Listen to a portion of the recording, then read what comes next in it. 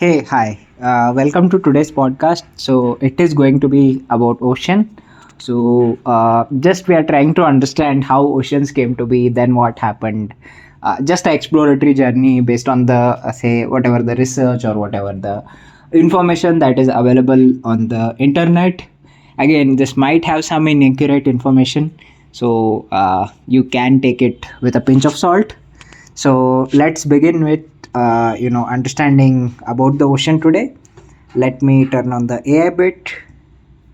Hey, hi. Firstly, today I would like to understand how oceans came to be. What do you think happened and how oceans were formed? And any theories that are, say, supporting that this is how ocean came to be. Would you please elaborate on those theories and then kind of share that? Absolutely. So, one of the leading theories about how oceans formed is that early in Earth's history, the planet was extremely hot, and as it cooled, water vapor in the atmosphere condensed and fell as rain, filling up the basins that eventually became oceans. Another theory is that water came from icy comets or asteroids that bombarded the Earth, bringing water with them. So, it could be a combination of both. Interesting, interesting. So water came in, or say ocean formed. Then what was the next thing that happened? Well, after the oceans formed, they played a huge role in the development of life on Earth. The oceans provided a stable environment for the first simple life forms to develop, and over millions and millions of years, those simple life forms evolved into more complex organisms. So the oceans are really like the cradle of life. Okay. So once say complex organisms formed, let us probably take a step back here and say from a single celled organism, how did kind of say the plants came to be? Say from the point of say uh, maybe a small plant or something like that, then to plants getting formed outside of ocean as well. The same way goes for the animals as well. Could you share that journey, giving few examples? Absolutely. So, life probably started with single celled organisms in the oceans, like simple bacteria and archaea. Over time, some of these organisms developed the ability to photosynthesize, which means they could use sunlight to produce energy. And these early photosynthetic organisms eventually evolved into more complex plants like algae. And then some of these plants made their way onto land, probably starting off near the edges of water and slowly adapting to life on land, turning into mosses and ferns and eventually the trees and flowers that we know today. And animals kind of followed a similar path, starting in the oceans and then gradually moving on to land as well. Okay, interesting. I'd like to understand a little bit more here. So, how, say, the initial animals that were formed in the ocean or the plants that were formed in the ocean, were they codependent? Were they relying on each other for anything, or they were like independent organisms? Oh, they were definitely interdependent. Even from the early stages, these early organisms formed really complex relationships. For example, the early photosynthetic organisms like cyanobacteria produced oxygen as a byproduct, which eventually helped shape the atmosphere and allowed other life forms to thrive. And in turn, other organisms would produce nutrients that the plants or other organisms needed. So it was definitely a web of interdependence even back then. Awesome, awesome. So now I would like to probably understand a little bit more about the ocean in terms of the organisms, etc. See, earlier when water formed, there was no dependence or anything like that, right? How do you think? Like what I mean by dependence is, say, for example, when water was formed, uh, currently human beings need to have, say, certain amount of oxygen, certain kind of air to survive certain climatic situations, etc. So how do you think this dependency kind of built, say, the organisms, say, initially say for example, single cell to whatever mammals, reptiles, etc. They came to be. But eventually, like there was some oxygen dependency, there was heat dependency, etc. So, how do you think over the years these different dependencies were kind of built, say, from land to ocean, ocean and vice versa, and different organisms that started living? That's such a great question. So early on, life was pretty simple and could survive in those early Earth conditions, which were very different from what we had today. But as life evolved, organisms started to shape their environment. For example, as those early photosynthetic organisms produced oxygen, they changed the atmosphere. And then new organisms evolved that could use that oxygen. And that created this cycle of interdependence where the environment influenced life and life influenced the environment. And that just kept building up over millions of years until we have the complex web of life that we see today. Interesting, interesting. Now, like how deep you think, like how deep you know the ocean is? Can you research and tell me like the deepest points and the average depth of the ocean across like different oceans, etc. across the world?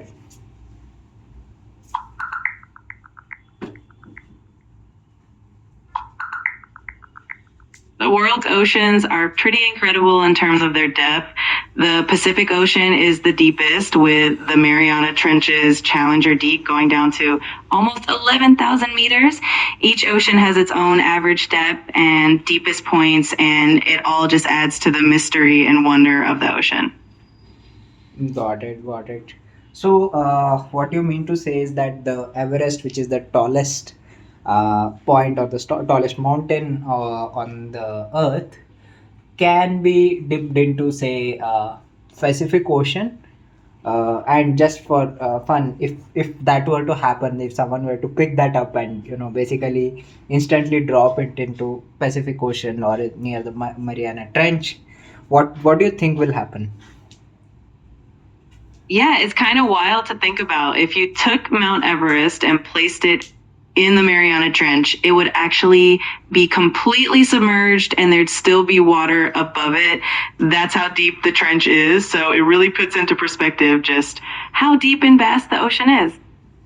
Yeah, no, I want you to kind of give me scenarios what could happen, because it is pretty cold out in the, say, Mount Everest, which is basically ice, cool down, etc.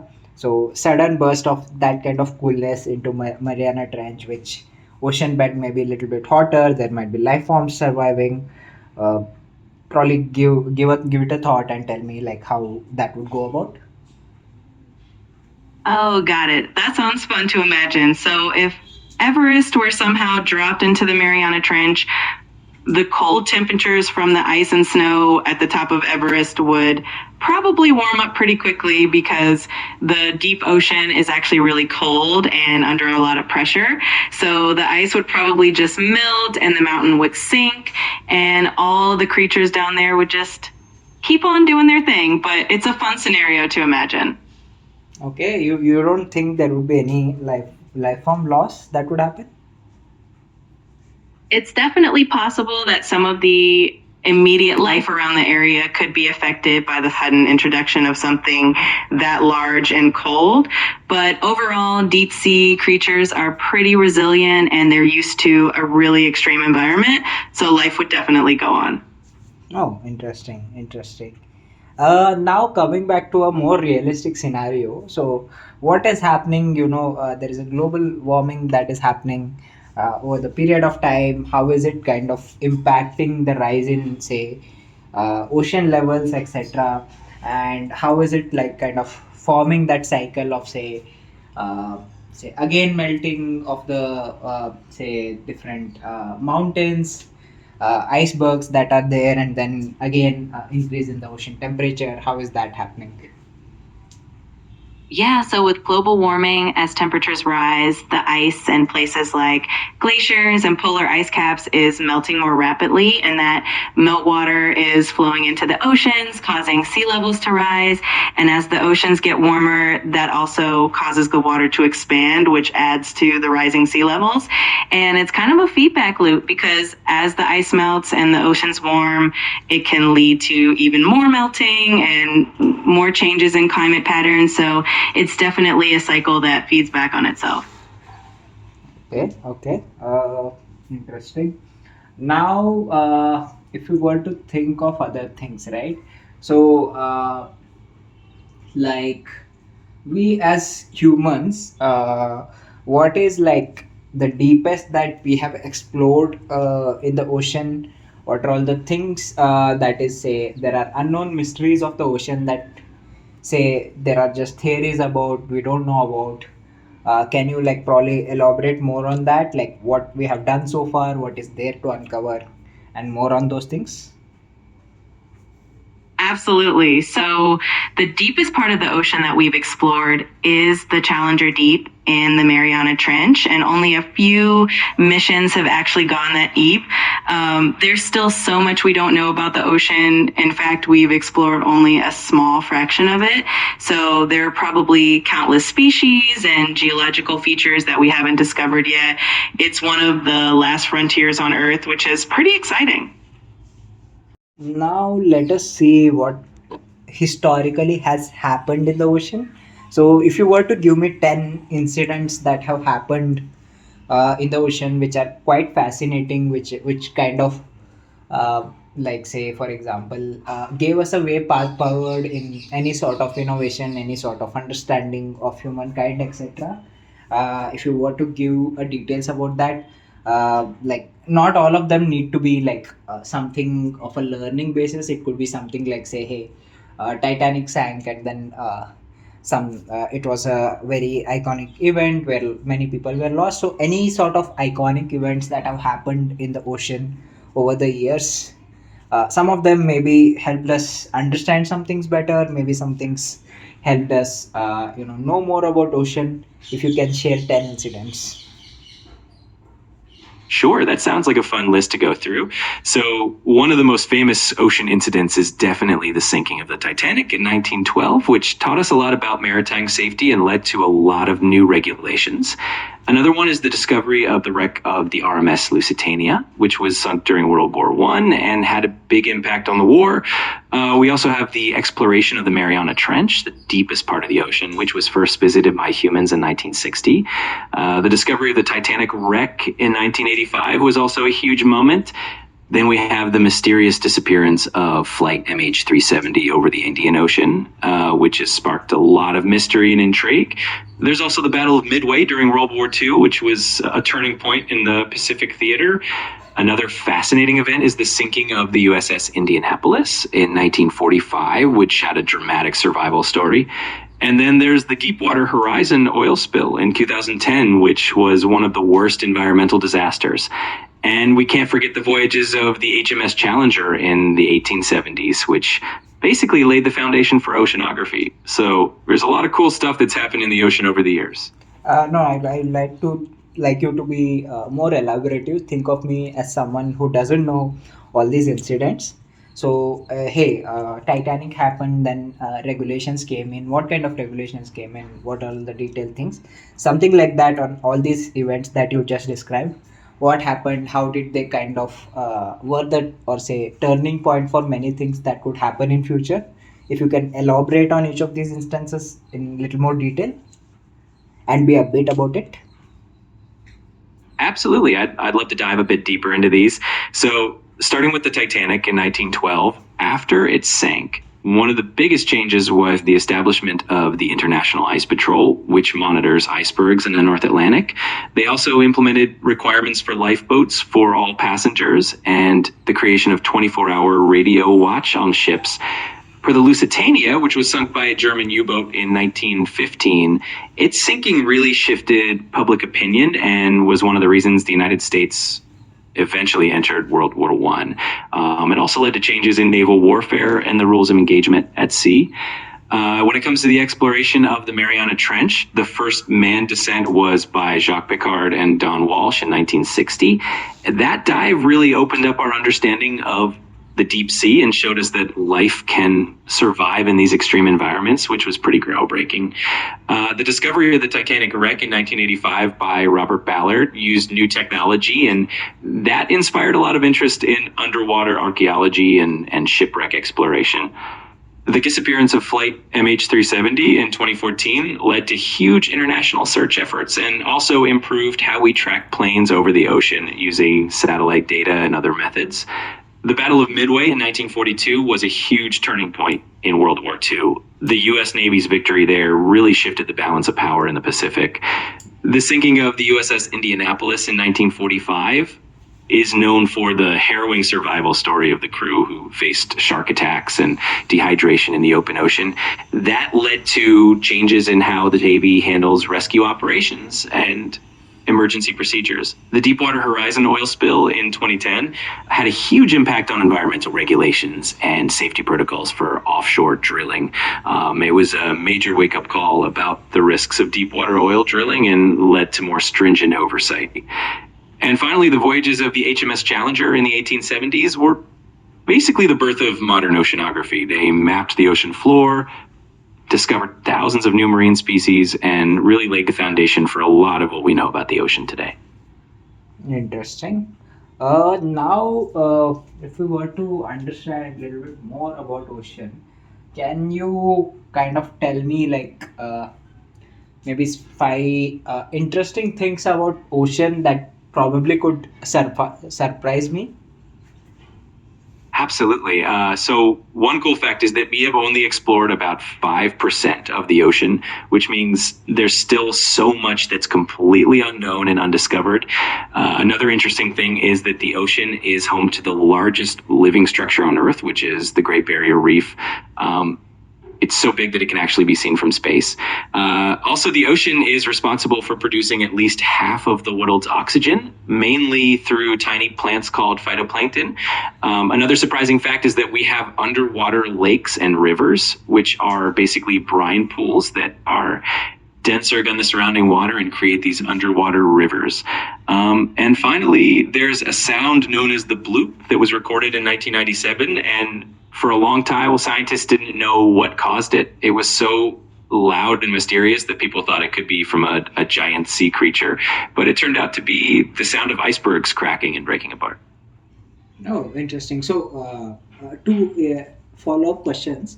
So, one is how are there like rivers in the ocean bed? So, what purpose do they serve, and where are they actually? Yeah, the underwater rivers and lakes are really fascinating. They form when water that has a super high salt content called brine seeps out of the ocean floor. Because this brine is denser than the surrounding seawater, it kind of settles into these depressions on the ocean floor, and it looks like a river or a lake underwater. You can find these in places like the Gulf of Mexico. They create these really unique habitats for specialized creatures that can handle the extreme conditions like high salinity. So they don't really serve a direct purpose for us, but they do create these fascinating little ecosystems in the deep sea. Oh, interesting. And about that sound that was created, are there like icebergs in the ocean, or what happened there exactly? Yeah, so the sound known as the bloop was this mysterious ultra low frequency sound that was detected in 1997. And for a while, scientists had no idea what caused it. It was so loud that it was picked up by underwater microphones thousands of miles apart. Eventually, they figured out that it was actually the sound of icebergs cracking and fracturing, and they break away or move around in the ocean. So yes, there are definitely icebergs floating around, especially in the Southern Ocean near Antarctica and in the North Atlantic. When they crack or break apart, it can create these really powerful sounds that travel super far underwater. What do you think happens when an iceberg breaks? Like, and how big are these icebergs? Are they comparable to any of these icebergs that we find in the mountain? Or like, how big are they, and how do they kind of, say, for example, impact anything on the ocean floor? Icebergs can actually get incredibly large. Some of the biggest ones are the size of cities or even in small states. So they're definitely much bigger than anything you'd find on a mountain. When an iceberg breaks off, which is a process called calving, it can create massive waves and disturbances in the water around it. As they float and eventually melt, they release a lot of fresh water into the ocean, which can have an impact on the local ecosystem and even ocean currents. They can also carry nutrients that feed marine life, so they actually play a pretty interesting role in the ocean environment. Oh, interesting. That's quite interesting. Now, if I were to understand a little more about the oceans, so again, say for example, ocean is very mystic, right? So, are there any conspiracies theories around the ocean that are fascinating? Some like how many ever you can find about the ocean? Can you like do a little bit deeper and kind of give say why is it mystic, or why it is say kind of surprising that this happened in the ocean floor or something like that? Maybe 5 to 10 instances based on like how much ever you can find on the research on the internet.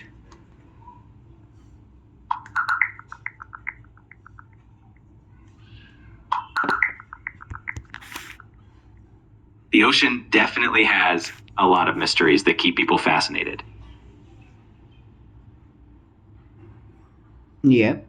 Tell me about them.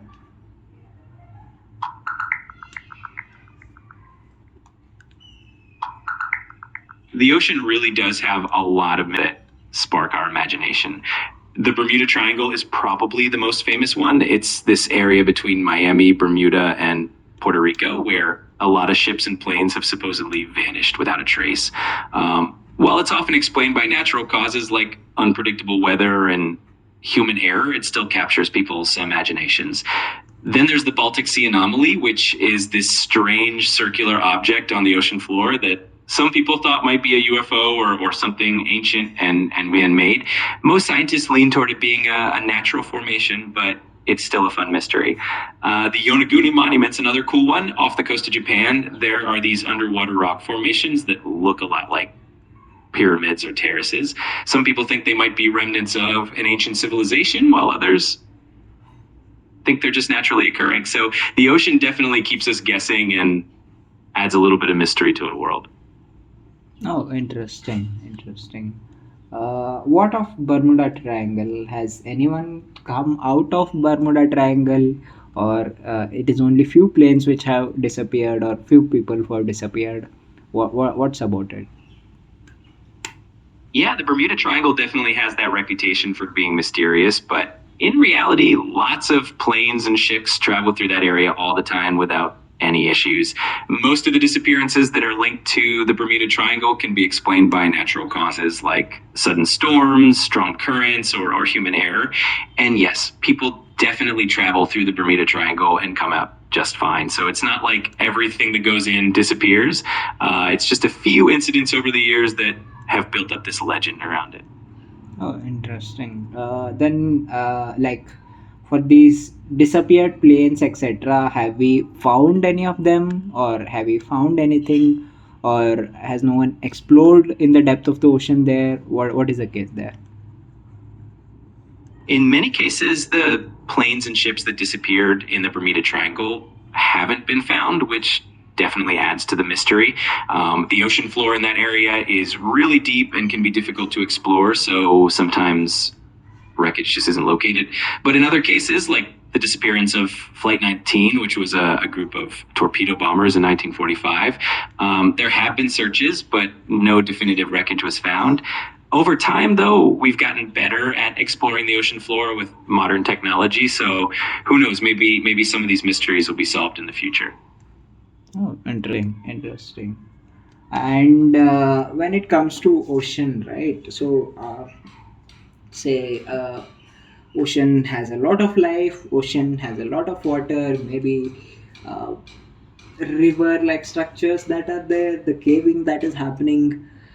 Say from a very common man point of view, say how does say for example like fishing impact anything on the planet? So if I were to put it in a more layman terms, say for example, how much fishing is okay to do, how much fishing is not okay to do, or is fishing also required for the life on, say, ocean floor to sustain, or it is fine without it? What is the case there? Yeah, fishing definitely has a big impact on the ocean and the planet. On the one hand, it's a crucial source of food and livelihood for millions of people, so it's definitely important. But overfishing can really harm marine ecosystems. If we take too many fish out of the ocean too quickly, it can throw off the balance of the ecosystem, deplete fish populations, and even other species that rely on those fish for food. Sustainable fishing practices can help, which means catching fish at a rate where they can reproduce and maintain their populations. It's definitely a balance that we have to keep because the ocean's health is really closely linked to our own well-being. Oh, interesting.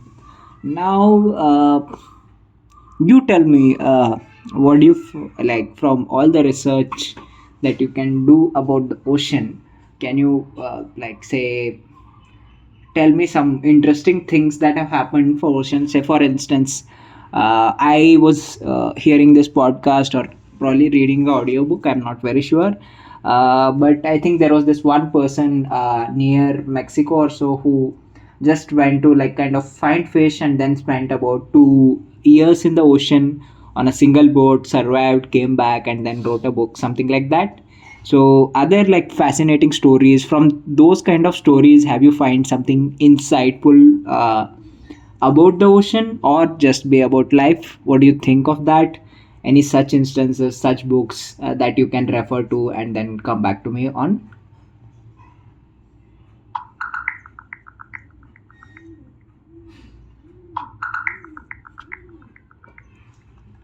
Rose survival stories are pretty incredible, and they show just how resilient and resourceful people can be when faced with the challenges of the open ocean.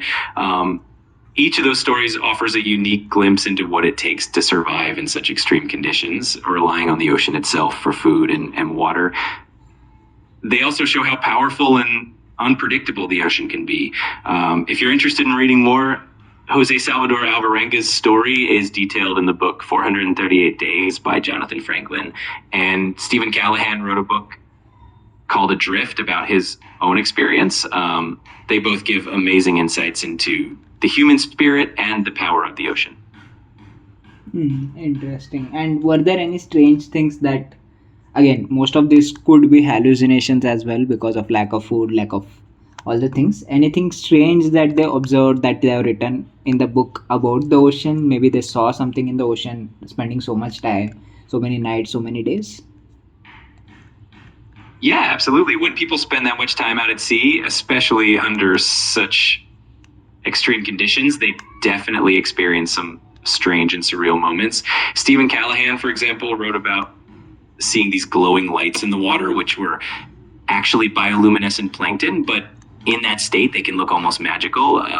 People often report seeing strange shapes in the water or hearing odd sounds, and sometimes it can be a mix of the mind playing tricks and the natural wonders of the ocean.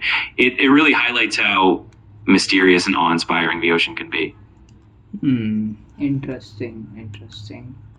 And yeah, so that's more about the ocean. But like say there are also like many of these islands that are there, right, in the ocean bed, or say above the ocean bed, if I have to call it, if I have to be more accurate about it. So like say for example, Sentinel Island, for example, is very near to us, can be reached. Okay, but there is that tribal people who are reluctant to kind of accept anyone apart from their population that is there. So no one really goes there on, or say tries to live with them. I think there is only one person who has lived there and then come back or something like that. But I would like to understand like such mysterious, say, islands that are there in the ocean. If you can detail out, find more research on them, or are there any islands, say, that have disappeared in the ocean, say that were there, that the world was keeping tab on, but suddenly the next day it had gone missing. anything like that, or anything at all, right, about the islands that are there. So if you can find me such interesting things about the islands in the ocean.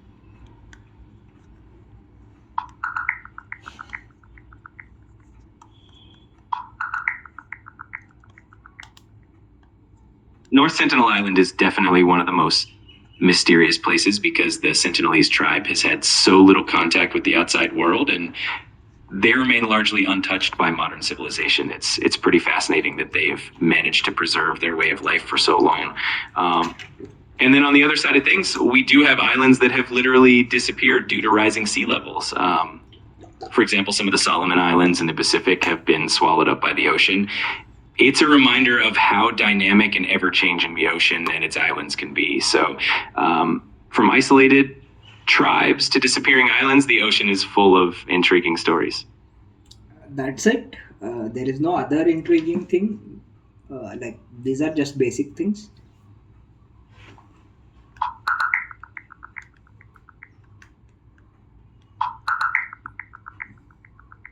There are definitely some other intriguing island stories out there. For example, there's the legend of Hybrasil, which is sort of like an Irish version of Atlantis. It was often shown on maps centuries ago, even though no one could ever quite find it. Another interesting one is Sannikov Land, which was believed to exist in the Arctic and was searched for by explorers, but was never actually found. These kinds of stories really add to the ocean's mystique and show how much there is still to discover and imagine. Interesting. So there is this theory as well, right? There are pearls that are found and formed in the ocean. Maybe there are diamonds that are found and found in the ocean. So, like again, humans also kind of explore or search out for these many of these. Like, if I have to put it in a way, because I'm not finding the right word for it, say exquisite, or say I don't know, very unique things that are found on the ocean floor. So what could they be, and how are they formed? Say, for example, how does a pearl form? How does a, say, diamond form? And like, what could have basically gone through? And are there any hidden treasures that say are there, but we can't really go and get it out from there? Anything about that in the ocean? Yeah, the ocean floor definitely holds some incredible treasures and unique formations. Pearls, for example, are formed inside oysters when a tiny irritant, like a grain of sand, gets inside the shell, and the oyster covers it with layers of nacre, creating a pearl over time. Diamonds can also be found in the ocean, often in areas where ancient riverbeds have washed them out to sea, and they get collected on the ocean floor. And then, of course, there are all those legendary hidden treasures from shipwrecks. Over centuries, many ships carrying gold, jewels, and other valuables have sunk, and some of them have been discovered while others are still out there waiting to be found. It's like a real life adventure story under the sea. Interesting. And I don't know, like, how much, like, if you were to estimate and put a price on the ocean, how much wealth is, let's say, hidden under the ocean? That's a really interesting question. It's hard to put an exact number on it, but there have been estimates that the value of the minerals, metals, and treasures under the ocean could be in the trillions of dollars. There are massive deposits of valuable minerals like manganese nodules, rare earth elements, and even gold on the ocean floor. And then, of course, all the shipwrecks and lost treasures add another layer of mystery and value. So the ocean is definitely a treasure trove in more ways than one. Have we dug the ocean floor? Have we found anything in the deep of the ocean floor after digging it? I believe we do currently find oil in the some places in the ocean floor. Apart from that, is there anything? Yeah, oil and natural gas are definitely some of the most common resources we extract from the ocean floor, and that's a big part of offshore drilling. Beyond that, there have been some interesting discoveries of things like manganese nodules and polymetallic sulfides, which contain valuable metals like copper, nickel, and cobalt. Some of these resources are found near hydrothermal vents, which are really unique ecosystems with a lot of strange and fascinating life forms. And sometimes scientists do take core samples from the ocean floor to study the Earth's history, climate changes, and even ancient microorganisms. So there's a lot down there that we're still learning about. Oh, interesting. And what are these hydrothermal vents? How do they look like? Uh, what is their role in the entire ecosystem, basically? Hydrothermal vents are super interesting. They form in areas where tectonic plates are moving apart, and seawater seeps down into the Earth's crust, gets heated by magma, and then rises back up, bursting out into the ocean. They look like underwater geysers or chimneys, often covered in these dark, mineral rich deposits. What's amazing about them is that they support entire ecosystems that don't rely on sunlight. Instead, they rely on a chemosynthesis where bacteria convert the chemicals from the vent, like hydrogen sulfide, into energy. This creates the foundation for unique life forms like giant tube worms, clams, and other species that you don't find anywhere else. So they play a really unique role in the ocean's biodiversity. Interesting. So, if they rely on chemicals, do you think these organisms, if were transported to say some of the other planets, my bad, where humans currently can't survive, they could survive there? Maybe there is a possibility there. It was a really fascinating idea, and scientists definitely think that studying these extremophiles, organisms that thrive in extreme environments, could give us clues about life on other planets. For instance, places like Jupiter's moon Europa or Saturn's moon Enceladus have subsurface oceans that might have hydrothermal activity, similar to what we see on Earth. So it's definitely possible that life forms like these could survive in similar conditions elsewhere in the universe. It's one of the reasons astrobiology is such an exciting field. Oh, interesting. Interesting. That's interesting. And then, lastly, like if someone wants to make career out of oceans, right? So what are all the different options that are available? Say one is, you talked about astrobiology, which again indirectly is connected, but what are all the different careers that are there, like apart from like the ones we know, which is like fishing? We know that there is a career out there. Maybe there is a marine biologist or something like that. Apart from that, what do you think, say current careers that are out there, and what could be say future careers with all the advent in technology that is happening? Yeah, there are actually a lot of cool career paths related to the ocean. Apart from marine biology and fishing, there's also oceanography, which covers everything from studying marine ecosystems to mapping the ocean floor. There are also careers in marine conservation, where people work to protect marine environments and endangered species. Ocean engineering is another big one, where you design and build things like underwater vehicles, submarines, and offshore structures. And as technology advances, we're seeing new fields like marine robotics, underwater archaeology, and even blue technology, which focuses on sustainable ocean industries. So there's a lot of exciting potential for ocean related careers. Oh, and how long do you think humans can survive underwater?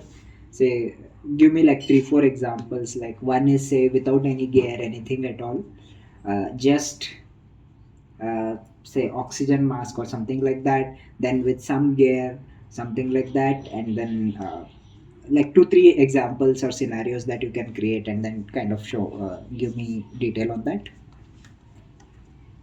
Sure. So without any gear at all, humans can typically hold their breath underwater for maybe 1 to 2 minutes, and that's if you're trained or practiced at it. With some training, like free divers do, people can hold their breath for several minutes. Some of the best free divers in the world can do over 10 minutes, which is pretty amazing. Now, if you add something like scuba gear, then you can stay underwater for quite a while, usually around an hour, depending on how deep you go and how much air you have. And then if you think about something like a submarine or underwater habitats, which are like underwater research stations, people can stay down for days or even weeks at a time. So it really depends on the technology and the training. What impact does staying underwater create on human body? Staying underwater can have a few interesting effects on the human body. When you're diving, the increased pressure can compress the air in your body, especially in your lungs and sinuses. So divers have to equalize the pressure to avoid discomfort. If you stay down for a long time, you can absorb more nitrogen into your tissues, which can cause decompression sickness if you surface too quickly. Over time, being in a high pressure environment can also affect your joints and bones, which is something saturation divers have to watch out for. But with the right training and equipment, people can manage these effects pretty well and do some amazing things underwater. Are there any instances where, say, for example, divers have gotten a disease or have gotten a, let's say, I don't know, some sort of condition, or say, just marine engineers, right, who just travel over the ocean floor on the ship, etc. Have they found anything like that? Very intriguing things about that? Anything, if at all, if you find on the internet?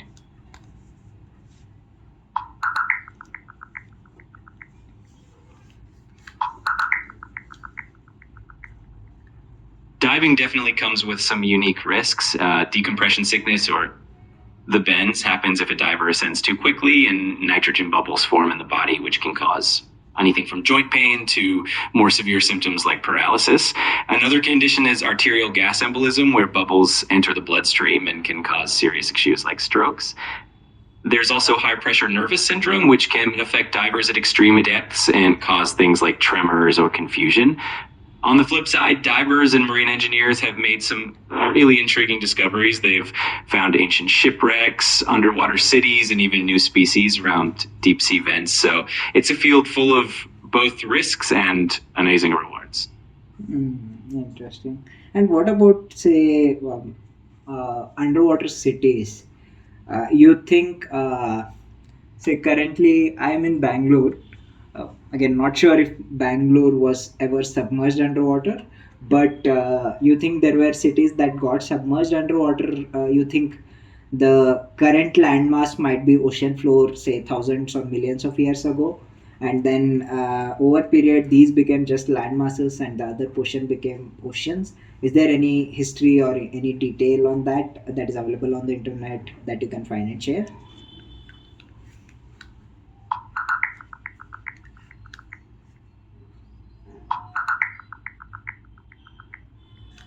Throughout history, many ancient cities have indeed been submerged due to natural events like earthquakes, tsunamis, and rising sea levels.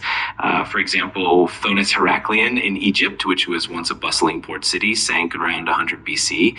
Similarly, Pavlopetri in Greece, which dates back to around 3500 BCE, is one of the oldest known submerged cities. Over millions of years, the Earth's land masses and oceans have shifted dramatically due to plate tectonics. So areas that were once ocean floor could indeed become land and vice versa. It's a fascinating reminder of how dynamic our planet is. Hmm, interesting. Then, like, you know, if there were, like, how many revolutions or how many changes have we had since the Earth came to be? Again, if there is some information available on it in the internet, as to, you know, say, there was mass flooding, mass tsunami, where entire Earth submerged, and then again things kind of got cooled down, or something like that happened. Just relating to the ocean, I'm talking about. How many instances of such instances have happened over, say, since the Earth has existed?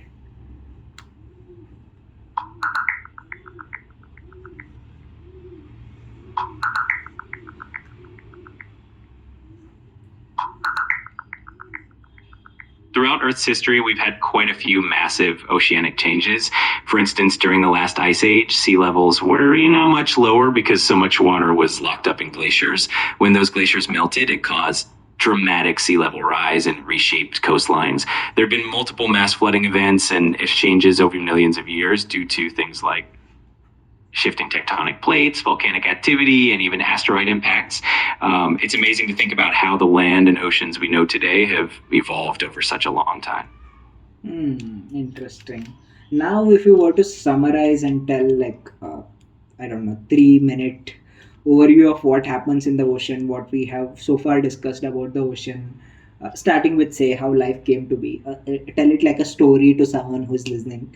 Hey, Big Bang happened, then there was ocean that has come, come about, how did that happen, and then like kind of tell it as a story to someone listening just for 3 minutes or so. And then what happens, how does the water rise in the ocean, everything that we have discussed so far, right? So if you have to compress it and make it a story and tell, how would you tell it? Can you tell that to me, say, not exceeding, say, 3 to 4 minutes? Absolutely. So if we think of it as a story, it all starts billions of years ago when the Earth was forming. After the planet cooled down, water vapor in the atmosphere condensed and gave us our first oceans. These oceans became the cradle of life, with the earliest life forms appearing in the water. Over millions of years, these simple organisms evolved into more complex forms, and eventually life moved onto land. The ocean has always been a dynamic place. Sea levels have risen and fallen, land masses have shifted, and sometimes entire cities have ended up underwater. We've discovered incredible things down there, from ancient shipwrecks to unique ecosystems around hydrothermal vents. These vents show us that life can exist in extreme conditions, which even gives us hope for finding life on other planets. And as we continue to explore, we keep learning more about how the ocean shapes our world and how we can protect it for the future.